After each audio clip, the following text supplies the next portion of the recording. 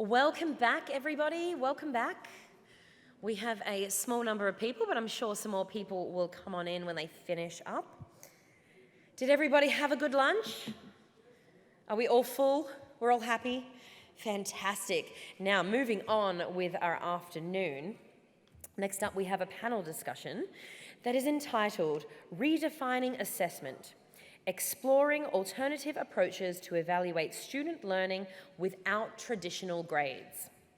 So we're going to welcome up our moderator, and I'd like to welcome to the stage Eshunesu Penny, Learning Designer JVR Africa, and then our panelists, Penny Jane, Founder and Director, Global Education Equity Alliance, Abhinav Muju, Director, Organizational Excellence, AP Education Online, Mark Race, CTO Balthazar Numan, Technicum Trio, Dr. Heinrich Heinreitz, Managing Director and Founder, Acre Crops GmbH.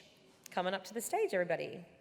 Oh, and of course, oh, you're going to stay. Okay, fantastic. And I just remembered, I did not mention Chinzia Biondi, Intuitive Life Coach and Creative Strategist, Beyond Your Patterns. Hello. Thank you very much for that introduction. Greetings to everybody with this conversation that we're about to have today. So I'm going to ask you to do something a little bit uncomfortable. I'm just checking at my colleagues around the room. If we could please move a little bit closer, the reason being we would like to interact with you a bit more in this panel discussion. You are experts as well and would like to hear your input. So please, I know it might be a little bit uncomfortable, but if you could move a little closer and make it easier for my colleagues to get to you. Thank you. As you do that, we're here to discuss redefining assessments, exploring alternative approaches to evaluate student learning without traditional grades. I'm going to create or layer up the landscape a little bit and talk a little bit about my experience, right? In high school, in fact, I actually remember the very last exams that I had and receiving the report that I received. Got a call, my results were in, I drove to school, got into the parking lot, I was excited to see my results, got my results, looked at them, and immediately I dropped. Went into the car and wept. Why? Because I didn't believe the results actually really reflected what I knew and what was inside of me. But that little moment had a big impact, because from that moment, it was now working to regain confidence within my own abilities, within my own knowledge, so that I can be a contributing member to society, right? Because without that confidence to do that, you can't do it. So now my question to you is, sorry, our PowerPoint didn't show up. There we go. We'll take that. Okay. Oh, okay. So my question to you, it seems like that's not clicking. Technical problems, right? My question to you is, think of a time you received a grade or assessment that did not reflect your true ability. Please give us an answer in 5 words.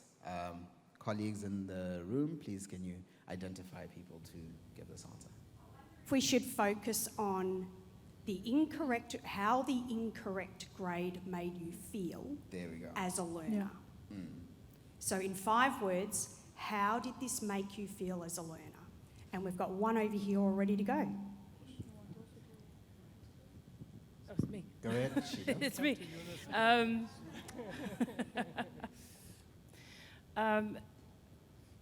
It made me feel quite bad about myself, I guess. If I elaborate, it was a subject I enjoyed, but I ended up choosing a different path because I didn't think I would succeed. So, yeah. Okay, thank you so much. Thank you. Is Tom? Thank you. Tom's got his 5 words ready to go over here. Okay, mostly I feel very demotivated after you studied so, you put all your effort in the test on the exam, and then you didn't get the grade or anything that you wanted, so yeah, demotivated. Tom? Okay, so we're bad at learning languages in Scotland, terrible. So I did really badly in Spanish. It made me feel that the whole world of Spanish was so large that it was a space that I could never properly enter into. I could never learn that because I had failed when I'd worked so hard at it. And a sense of mystique about this thing that I had not been able to master, and a sense of inadequacy as a student in the class. Thank you. Is there anyone else? Oh, yeah. Go ahead. For me, I think I felt a bit worthless. Yeah, because number one, it's about, I didn't think that the assessment actually reflected my ability to my ability to actually master the content. But it's also because when I look around me, people are scoring way better than me. And I felt worthless in comparison to them. Yeah, so yeah, that gives a kind of like a social isolation to your friends around you, Thank you. Yes. So I'm actually a recent graduate. So in my second semester of college, I got really low grades, and it made me feel that I wanted to escape from that situation because I felt excluded seeing that my friends were performing so well while I wasn't. And at times I also thought that maybe I had chosen a wrong major. So it kind of disengaged me from engaging with my professors, engaging in academic discussions. Thank you so much for all those answers. Is there one more? Oh, there's actually quite a lot. I know. I think you've unlocked something exciting here. Okay. It is a trigger, right? Trauma. I'll be quick. I think I felt misunderstood. I felt judged. But I must also say I felt a little bit convicted and motivated to prove that outcome as false. Ladies? Okay, yes. It was the last exam of my university program, and I was ready to give my dissertation, and I didn't get past to the last exam, and I felt awful, and I felt angry, but I thought I'd take my revenge. And 10 years later, I was near my professor, and I told him, we are colleagues now. Nice. I'm going to ask my colleagues to start coming to the stage as we have the last two ladies speak, please. Thank you. Yeah, I just say I felt scared. There were a lot of things which they felt overwhelmed, dejected, definitely. I would say scared because what would I say to my parents now? And ashamed what's going on with my peers. This is not me. So that's how I felt. I would just add two more over there and yeah, give it to you. So I do want to share a view for the previous slide. Is it okay? Sure. Yeah. Thank you. So regarding evaluation, I would say each student is unique and their desire to be someone will be unique. So we can start benchmarking their desired goals and then keep giving feedback and help them achieve their own goals rather than putting goals from outside. That's a view for the last slide. For this one, I think when I couldn't score when the score didn't reflect my ability, then as a student, me being very ambitious and want to excel in everything, I was definitely crying that day. Thank you very much. I think if we hear everybody's answer in the room, the impact of those assessments went beyond the actual technical knowledge that you believed you had. It was things that affected your actual well-being, your emotions, your thought process, which are key elements that we need in the future, right? When you get into the world of work, how do you handle failure? How do you handle those things? But within those practices or within that moment that you get a bad grade, something else has to come in and kick in and help you take you past that, right? So now it's that question, as educators, we keep honing onto this system that we know ourselves failed us. We had to then dig deep into our own personal experiences or our own personal characters to actually pick ourselves up from that dropping grade, right? So I think this topic that we're having right now really helps us to shape the future, knowing the experiences that we had and knowing how we can change it for the future.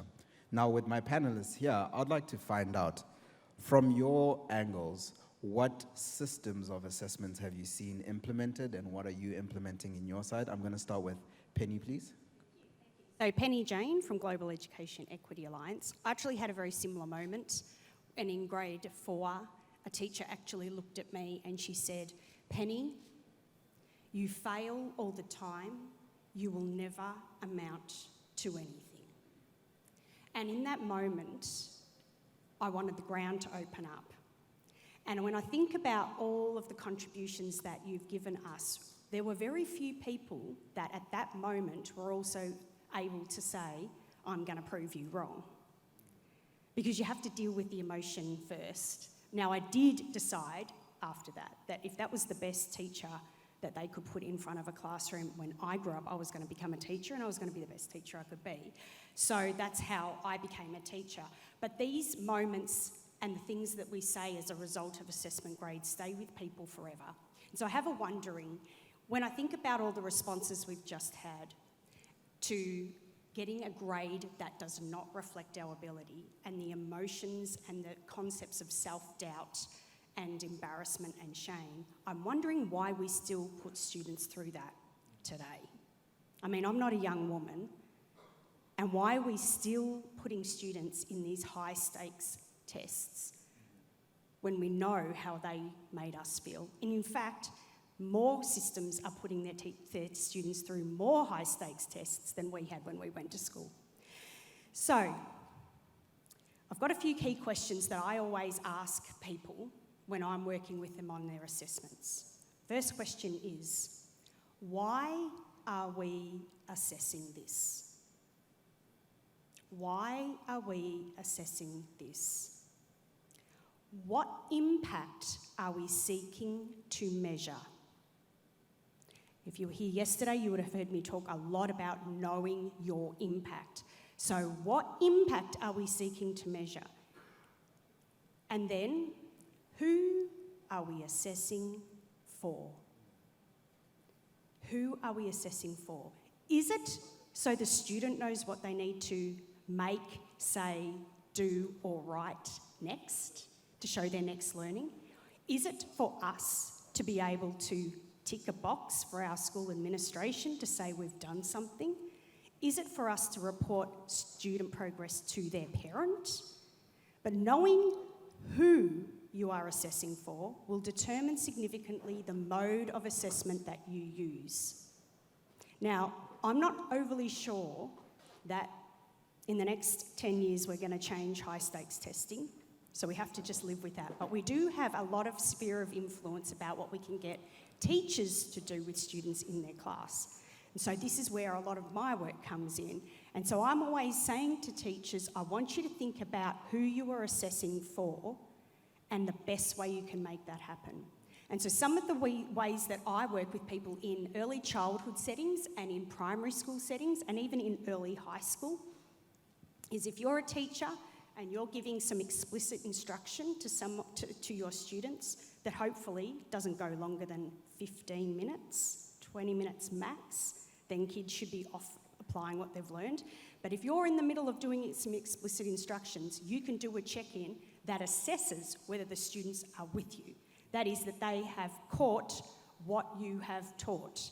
And so just things like, you with me?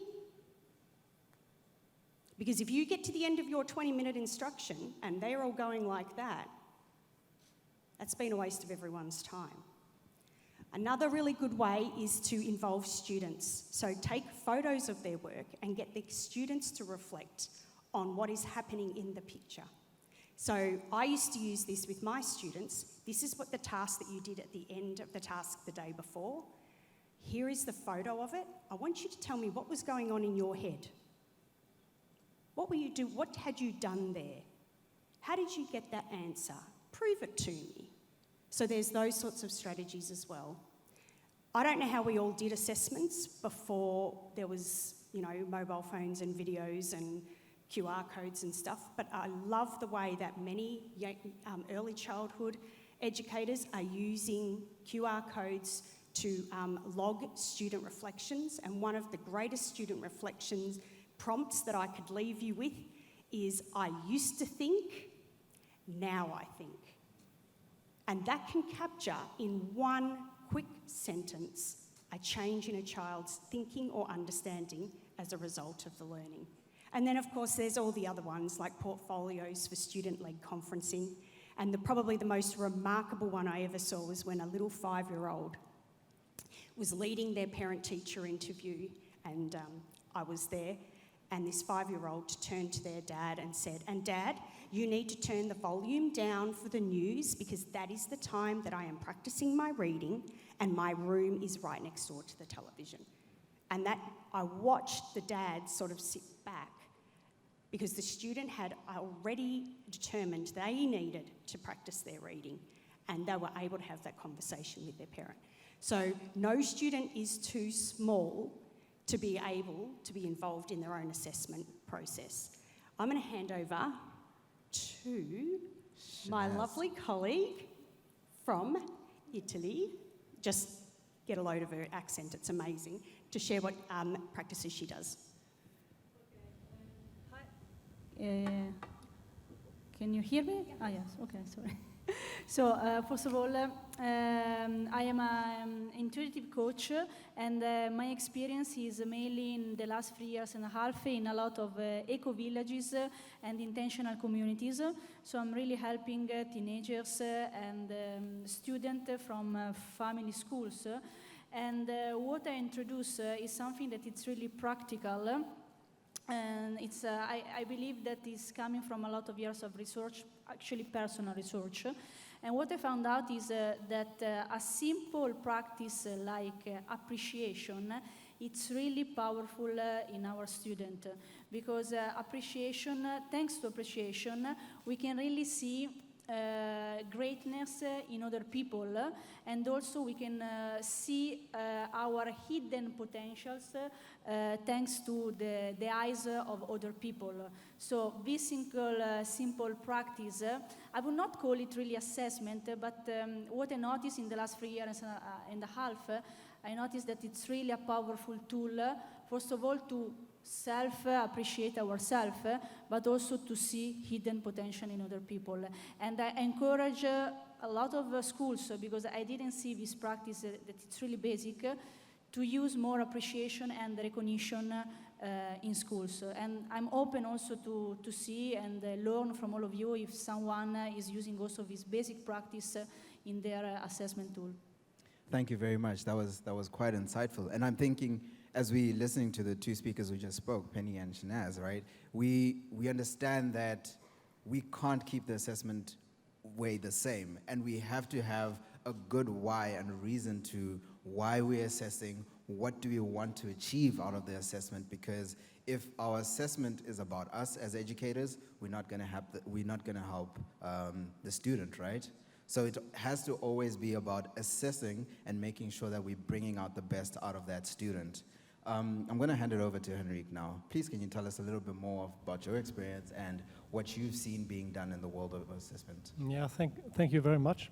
Originally, I come from science education, and I should tell a little story. About 20 years ago, I was asked to help in the reform of a science curriculum, chemistry curriculum in a former Soviet state.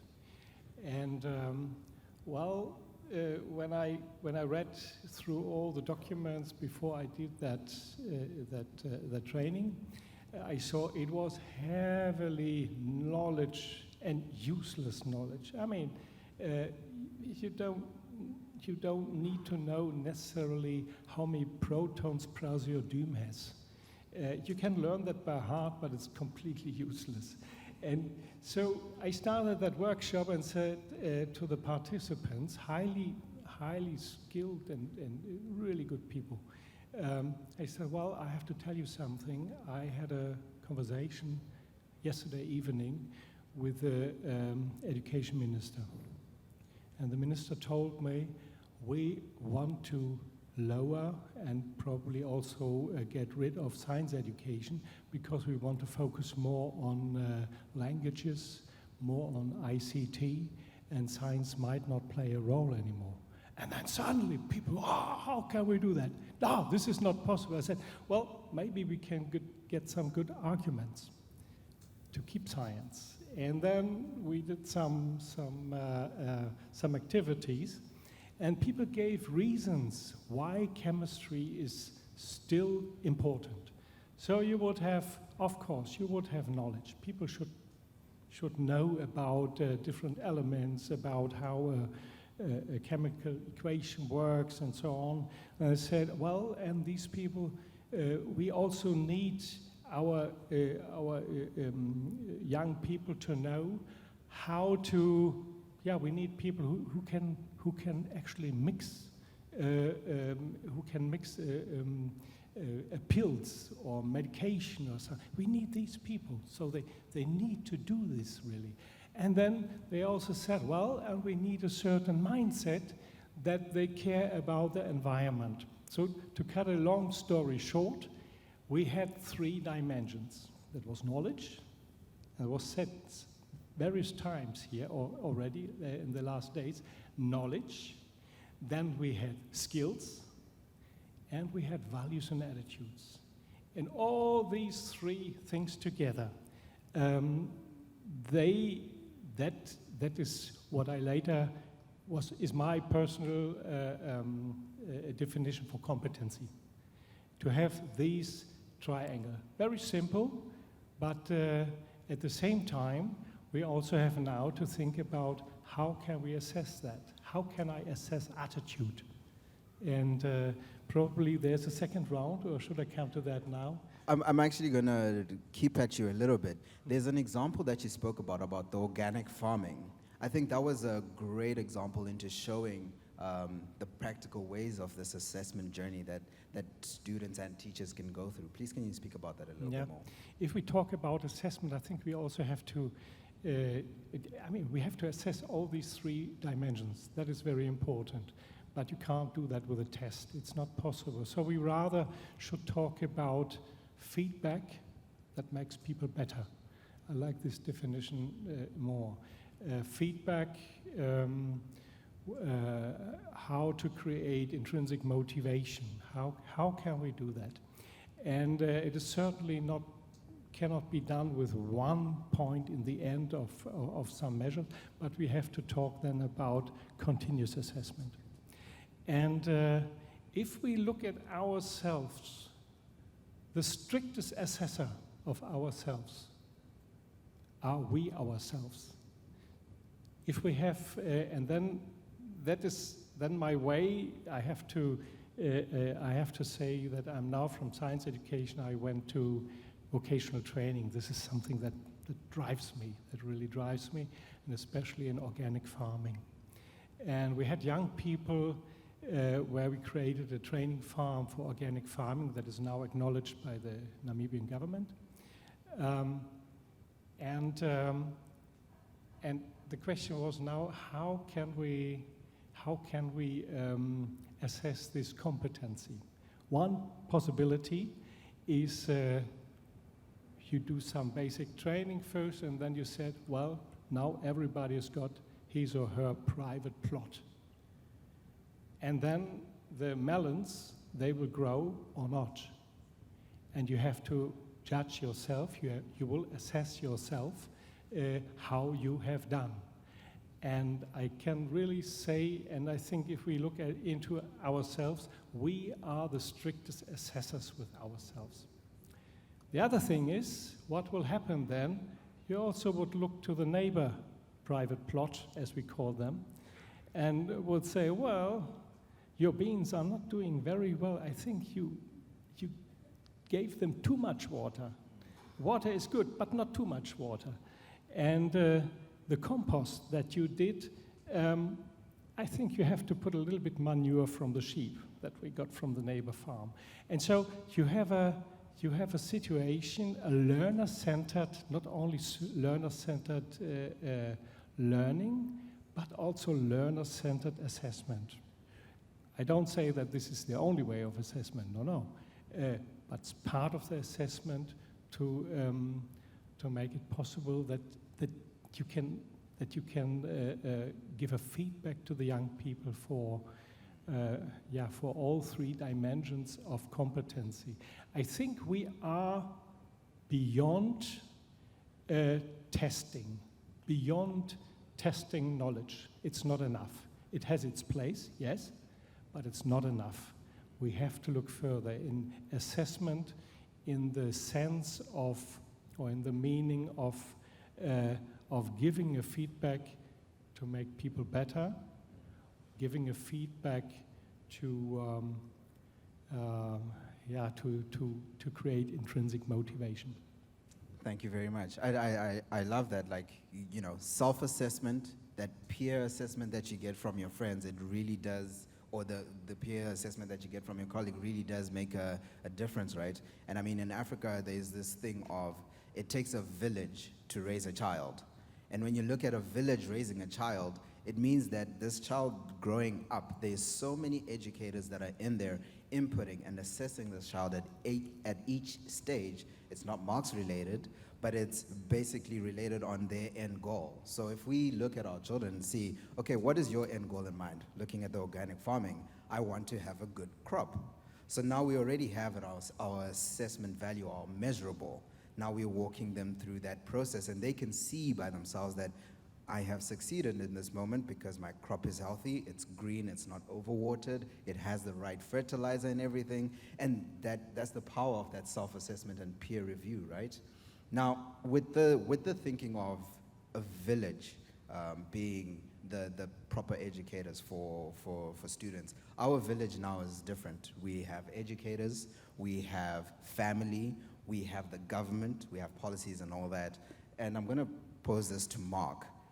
What have you seen in your space that allows this village to actually help in educating the children and, you know, changing the assessment world? Thank you. Sure. I think the important part is of what all of you said. We have to see it in a holistic way. That if we don't change the assessments, the journey is going to be broken. So we have to build up that village again, you know, come together, educate on the way, give feedback on each step on the way. And in a lot of cases, I hear teachers saying, okay, it's not possible. There's policies, there's rules, we can't walk that way. You know, it's just pure impossibility to do that. And in Germany, we are quite strong in policies, but we have an initiative in our state which is trying to build schools of the future. And even from ministry side, we have the support to say, okay, look at those rules. We are not capable of changing them as fast as we would like to modern standards. So please, you as a teacher, you are the one at the very bottom. You are the one operating, basically learning or building that village in a more positive term. So each of us can make a change. And often, if you look at the policies, there's many options that you have, how you can interpret them. There's many things it might say and many things it does not say. And if we read in between the lines and see the possibilities that we have, I think we can change the way assessments is done and actually build a village, give positive feedback, make our students stronger, support them on each step that they are taking, include, if we're now going into more vocational training, basically the corner where I'm coming from, include the companies where they're actually working in. So we're trying to build up projects in our school where we say, hey, we're going to take the company inside, they're going to do projects together. We're going to evaluate them, the teacher, the students themselves, but also the company that's working together, and build a team which looks at the project and actually reflects on the projects and the process that we're on that. And there's many such little things that you can do, even if the policy is very strict. Often it doesn't say, okay, you can't do a second alternative to that, so maybe you have to do a test. Okay, then do the test if you have to. But you can look for chances on maybe I can change the test. Does it truly say it has to be written? Does it have to be like a checkbox test? Sometimes it doesn't, or often it doesn't. It's just a tradition that we are used to because everybody has been doing it for the last, depending on your educational career, I'd say something like 20 years, going from kindergarten to university and all those tests and trainings that you have. But you can change that. Just change the view, read in between the lines, and start looking for the alternatives to give positive feedback and bring the children the possibility to actually learn and enhance on the things that they have. So in Germany, I had like a guy that was talking to me in teacher education. He said, okay, we have to switch our minds. We're looking on a wall with thousands of tiles, and one tile is wrong. We say, that is wrong. You did that bad. But there were 999 tiles that were perfect. We should be focusing on them and building that strength. I think like the assessments that we were used to, they're a good tool to give like you said, Heinrich, we don't have to throw it overboard, but it's something that we can automate with AI, with technology, to give students a direct feedback when they are learning themselves, empowering themselves to evaluate, did I get that knowledge? I go online, I do the test, the teacher doesn't even have to see it. The system says, there were 9 wrong from 10, maybe you should go back and check it again. But the true assessment of all the competencies in hand, head, and heart, that's something we humans can do and we should be working on, working together, enabling leaders, or like we were talking yesterday, that we have like very strong people, that you encourage them, if they have that strength, to bring it to those students in your class which maybe need more assistance, to make them more aware of where your village is going, be strong as a village, not as an individual. We've heard a couple, I think, examples how you can go on that, but together I think that's the strength we have. Thank you. I love that, and I think that's a big challenge for educators, right? Because as educators, we grow in a lane, right, that we have to follow. But then to educate the next generation, we kind of have to be rebels, right? We kind of have to interpret rules in a blurry way so that we can actually equip the next generation to be prepared for the future world of work, or to be prepared for life in general, right? So there's that challenge for us to be like, okay, we have the set of rules that we have in our countries, in our regions, but for me and my students, how am I going to manage them, or how am I going to see them in a way that actually empowers these guys, the next generation, right? And from your side, Abinev. Hello. Yeah, so I would like to start with just a simple example taking from you. Like, for example, you mentioned about the village. Now, if, let's say, for example, if we are all educators delivering certain training, qualifications, or teaching, now, one important thing which I feel is, taking example from your village. Now, you have experience who have farms and they want to employ someone. Now, it's their demand, their need. Based on that need, what kind of staff, what kind of people they need. That's where we develop the assessment. So that's your industry engagement.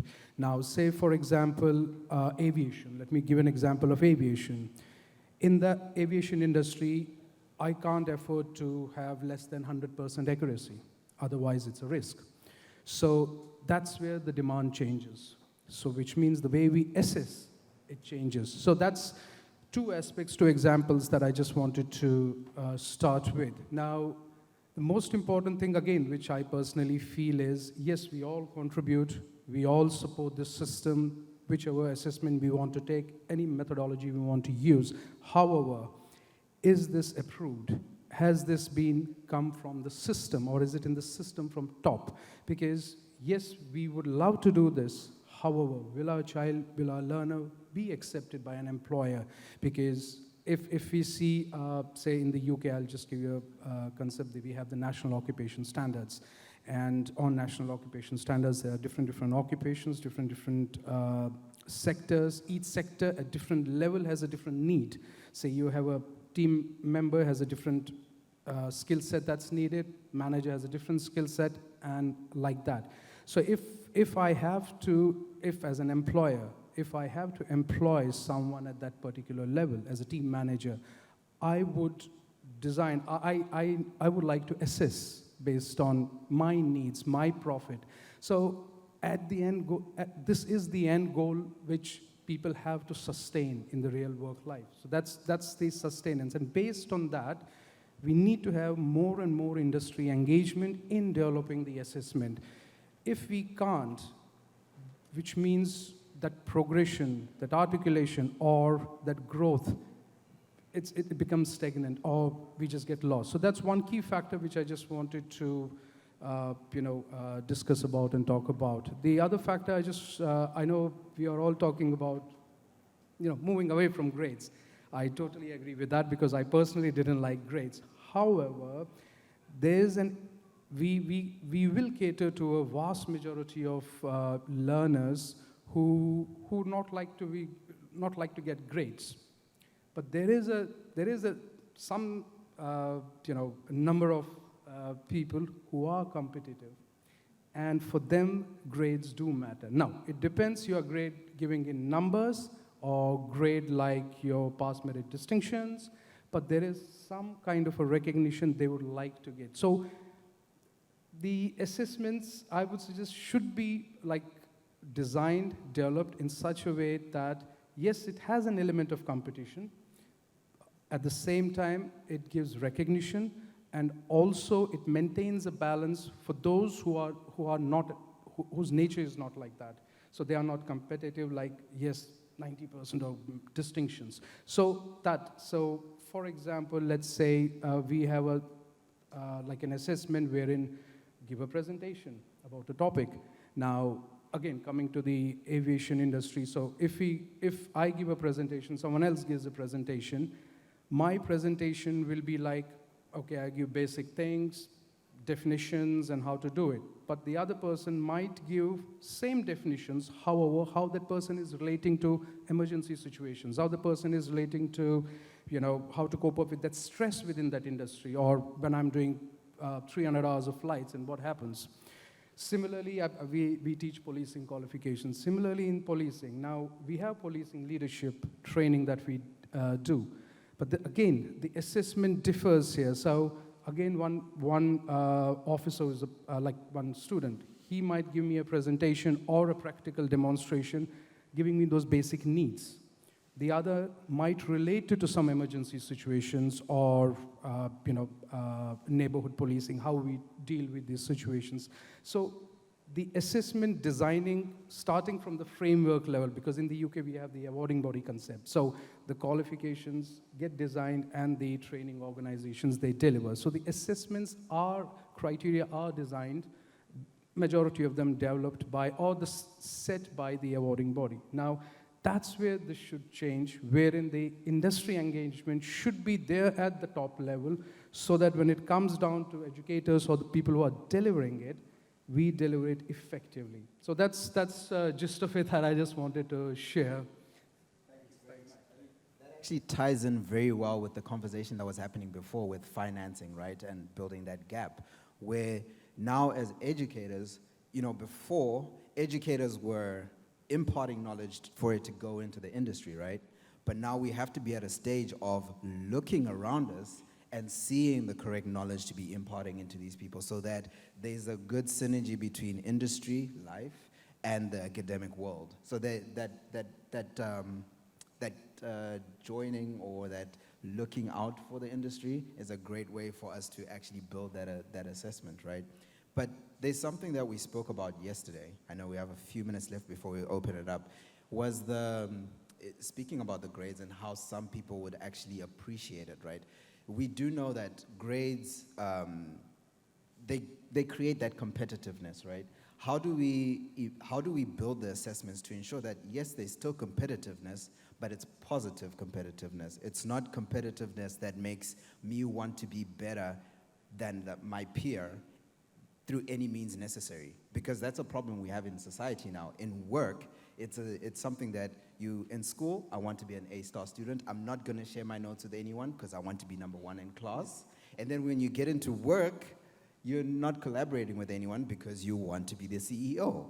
So now within the assessments, how do we still maintain that competitiveness? So coming to the previous example, again, same thing. So say, for example, I won't have, even if we have a grade, but that won't be like numbers or anything like. So yes, there is a grading system, but that system is based on how you present, how you demonstrate, and how you relate.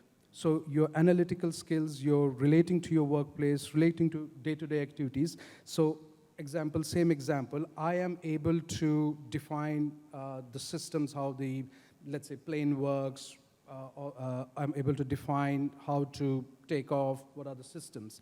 The other person is able to tell me not only the same thing, but also how to deal with emergency situations, or what if my co-pilot is not there, or something like that. So that's where we differ the skills here. So that's where, okay, yes. So we are not telling the one person that, you didn't score well. We are giving a logic. The reason is that person knew how to deal with emergency situations. So that's where they have that achievement. So the other person is happy, and the first person, yes, I do understand. If I was in that situation, what would have happened? So there's a self-realization. So a bit of a balance like that. So that's what I would suggest. Thank you very much. We're going to open it up to some questions and comments from the floor. Please do come up. Ryan? I love it when there's someone straight. I know, it's perfect. Okay, good afternoon, panelists, and thank you so much for your insights. So my name is Ryan. I was on the creativity panel yesterday. So my question to all of you would be, how effective would you think a gaming metaverse would be as an alternative assessment practice? Yeah, wild answers appreciated. Thank you. I would like to take it. I could try to rephrase it, because I think we had a little dialogue about it. I think like gamification, to put it in short, what options are there if we put gamification into, of course, learning, but especially now into assessments? And I think actually the modern gaming world is showing us that it's doing nothing else, because most of the games are basically constantly assessing the gamers. Yeah. They're telling you, okay, you're doing great in that, you're getting points for this, you can advance in this, or you have to do something, I don't know, to advance at another level. So I think what we are lacking in assessments is a variety. I mean, in most of the games, they have like different paths that you could choose.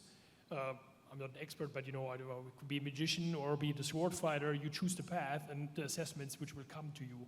And I think if we open up in assessments and take a look at the gamification world, it's very positive. You're not being like punished, nobody would play the game if it's bad assessment.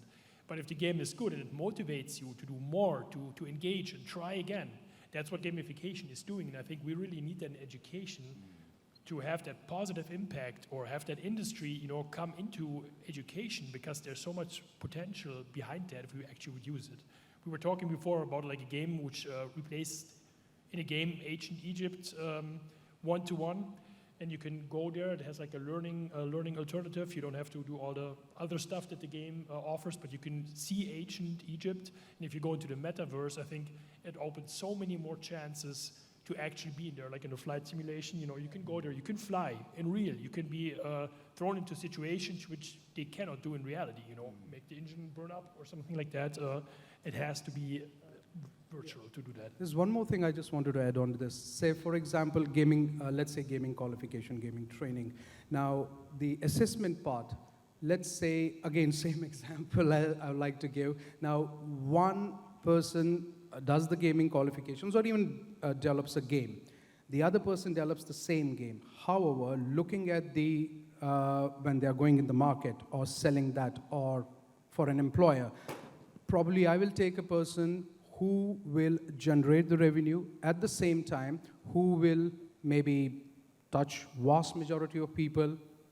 Maybe let's take a negative marketing point of it. Maybe people will get addicted to that. For an employer, that might be a beneficial, but that's where we develop an assessment in such a way that the output is this. So they are independent, they are recognized, and they are self-sustainable. So that's where we add on certain assessment questions, tweak it, and mine is the grading part. Thank you very much. I'm going to answer, and then Henrique.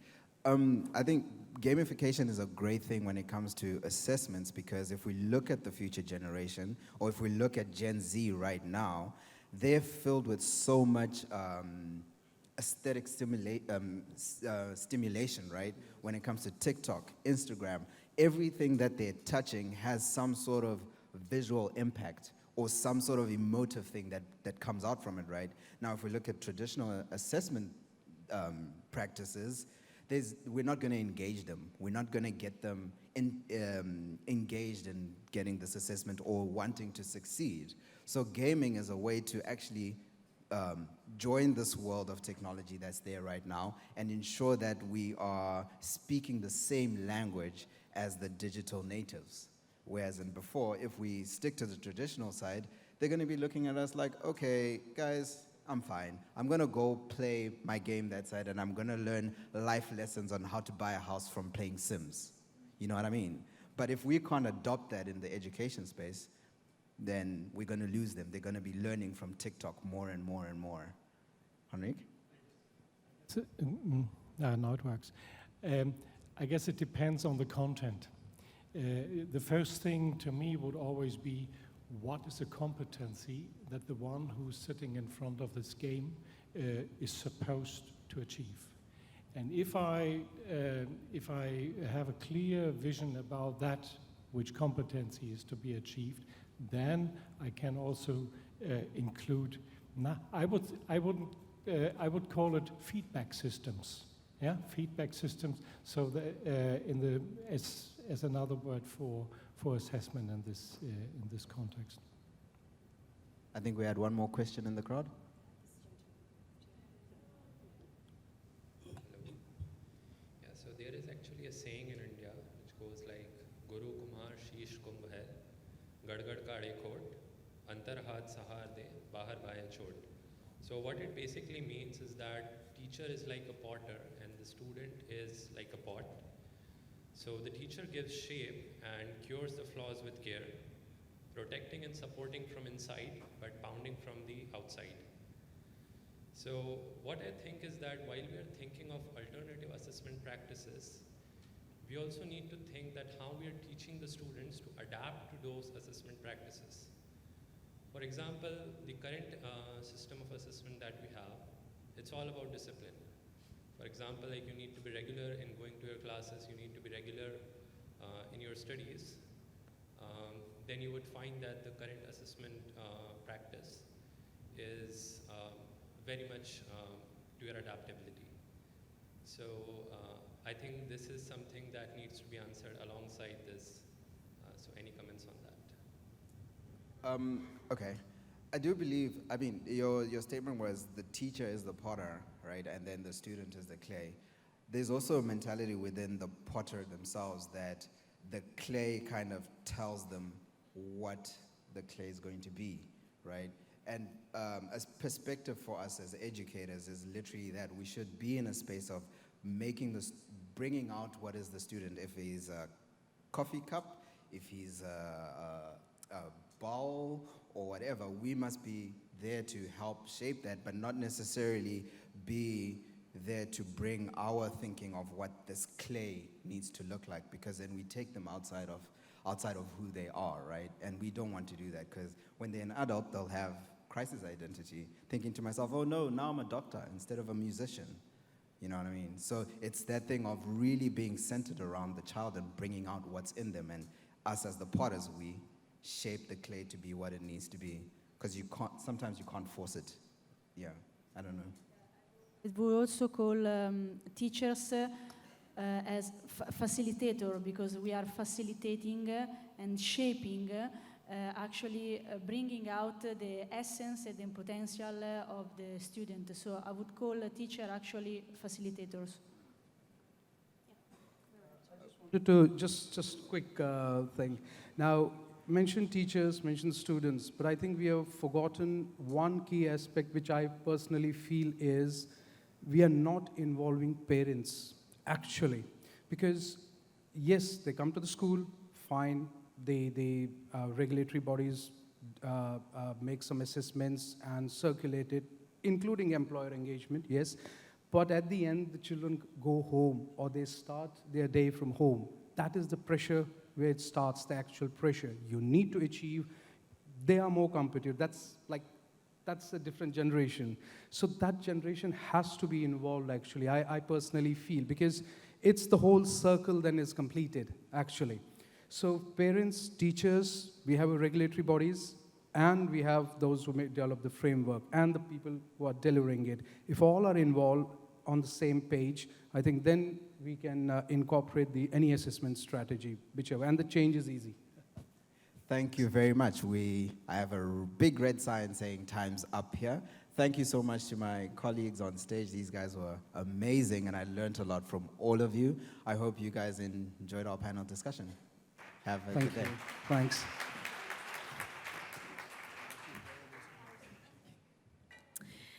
Thank you very much for that insightful discussion right there. Let's everybody step in front and have our photo.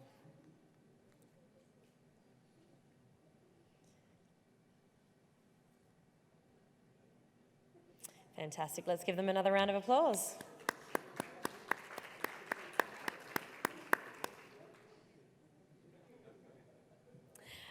Okay, now we'll just reset the stage.